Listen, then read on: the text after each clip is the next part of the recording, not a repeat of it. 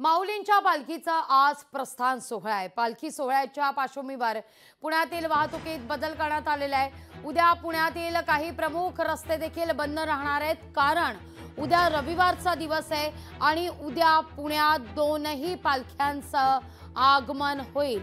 संध्याकाळी पुण्यामध्ये तुकोबांची पालखी आणि माऊलींची पालखी एकत्रित येणार आहे। पुण्यात उद्या आणि सोमवारी सकाळी असे सलग 2 दिवस माऊली आणि तुकोबांच्या पालखीचा मुक्काम असेल। रविवारचा दिवस असल्याने मोठ्या प्रमाणावर या ठिकाणी वारकऱ्यांची गर्दी होऊ शकते। अनेक मुंबईकर देखील पुण्याच्या दिशेने येऊ शकतात आणि याकरता म्हणून पुण्यातील काही प्रमुख रस्ते बंद राहणार आहेत। वाहतुकीत काहीसा बदल देखील करण्यात आल्याचं कळतंय।